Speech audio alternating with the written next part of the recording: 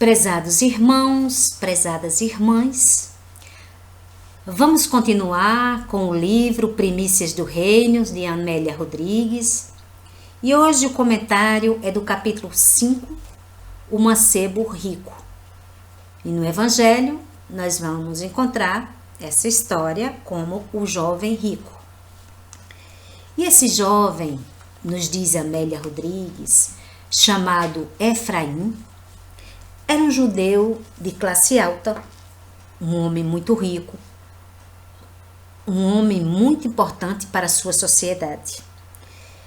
Sua vivenda era luxuosa, seus pertences valiosos, desfrutava do luxo, do ouro, da fortuna. Mas ele sentia o seu coração vazio. Ele se sentia muito infeliz. E por isso ele foi procurar Jesus, porque ele procurava viver de acordo com os mandamentos de Deus, mas ele precisava saber o que era preciso fazer para herdar o reino do céu. E quando foi ver Jesus, quando avistou Jesus de longe, era como se reencontrasse um amigo celeste. E Amélia Rodrigues diz aqui: quando os seus olhos descansaram nos olhos de Jesus, sentiu-se desnudado, o coração sob violenta pulsação.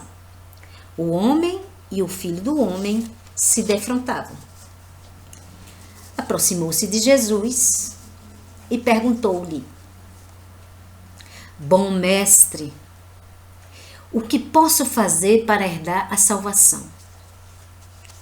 Jesus nos dá a primeira lição nessa história, quando respondem ao jovem: bom só há um, que é o Pai que está no céu. Então nós vivemos nos comparando uns aos outros, querendo sempre ser os melhores, né? E Jesus, na sua grandeza espiritual, ele nos diz que ele é o caminho que leva ao Pai. Então Jesus pergunta ao jovem se ele cumpre os mandamentos de Deus. E Jesus sentiu uma compaixão por esse rapaz. Disse a ele que ele vendesse tudo o que tinha e o seguisse. Então Jesus disse, segundo Amélia: vende tudo quanto tens, reparte-o pelos pobres e terás um tesouro no céu.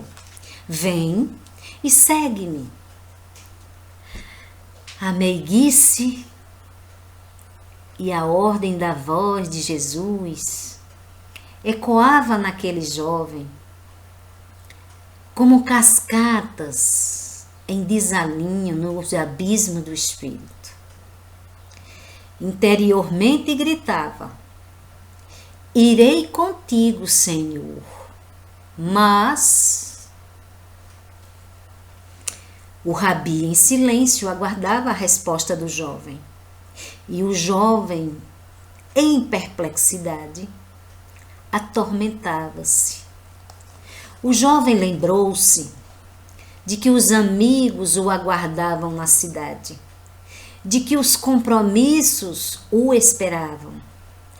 Ele não tinha condições de ficar sem as riquezas que tanto amealhou. Então, fitou o Mestre Jesus, sereno e triste, e balbuciou com voz trêmula: não posso seguir-te agora. Perdoa-me se me amas. E saiu a correr. E o Mestre Jesus, cabisbaixo, sentou-se e lamentou. E disse aos discípulos: quão dificilmente entrarão no reino de Deus os que têm riquezas.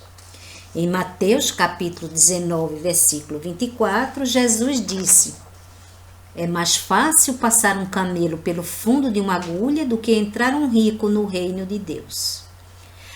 A resposta de Jesus mostrou um grande problema na vida daquele jovem: o seu amor às riquezas materiais. Ninguém compra a salvação. O jovem se preparava há muitos meses para as competições de bigas, que são aquelas corridas de carros puxados por cavalos. Essas corridas eram muito perigosas, tanto para os homens quanto para os cavalos, porque muitas vezes sofriam ferimentos graves e podiam levar à morte. Mas essas competições eram um grande divertimento para os ricos daquela época. Jesus lhe pediu a renúncia dos aplausos, a renúncia das honras, os tesouros vibrantes da vaidade. Mas o jovem não estava pronto para renunciar a essas coisas. E uma semana depois desse encontro, lá na Cesareia, que era a capital do ócio e do prazer, começavam as festas públicas ao som alegre das trompas e fanfarras.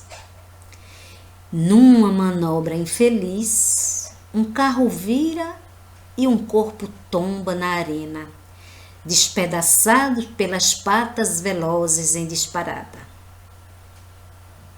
Amélia diz: o moço rico sente as entranhas abertas a derramar sangue.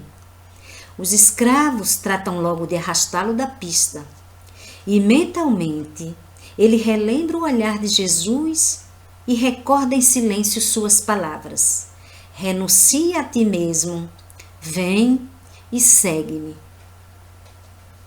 Apesar da face toda deformada e lavada por lágrimas, pelo suor e por sangue, ele dá a impressão de sorrir ao lembrar do chamado do Cristo. Era o último chamado na hora da sua morte. A segunda lição que Jesus nos dá nessa história é que ele diz que nós precisamos juntar os tesouros dos céus, ou seja, renunciar aos bens materiais para buscar os bens espirituais, quando ele diz: vem e segue-me. E essa renúncia é muito difícil para nós. Nós sofremos muito quando nós perdemos algum bem material, porque essas coisas estão muito enraizadas na nossa vida emocional. E se Jesus nos chamasse e pedisse para que renunciássemos ao nosso orgulho, à nossa vaidade, ao nosso desejo de posses, ao nosso egoísmo, qual seria a nossa resposta? Ficaríamos inventando desculpas? E Jesus faz uma comparação esdrúxula quando disse que é mais fácil um camelo passar no fundo de uma agulha do que um rico ou uma pessoa ligada a posses, entrar no reino de Deus. Isso faz nos lembrar o capítulo 16 do Evangelho segundo o Espiritismo, que diz que não podemos servir a Deus e a Mamon.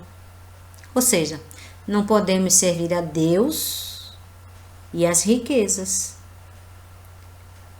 Vivemos no mundo de César. E ter dinheiro não é ruim, até porque o dinheiro nos proporciona coisas boas na nossa vida. Mas devemos nos perguntar se é o dinheiro que nos segue ou se nós vivemos em função do dinheiro. Jesus não condenou a riqueza. Ele recomenda que nós não nos escravizássemos a ela, que fizéssemos dela, a riqueza material, um manancial de bens. E é por isso que ele nos recomendou que ajuntássemos tesouros no céu. Ele aconselhou que nós dilatemos os valores do bem na paz do coração. Então, essa é a reflexão dessa história trazida por Amélia Rodrigues, para que nós reavaliemos a nossa vida, para que nós saibamos priorizar os bens espirituais, porque os bens materiais nós vamos deixá-los aqui, quando nós retornarmos à pátria espiritual. Então, pensamos nisso e que nós todos fiquemos na paz de Jesus e que nós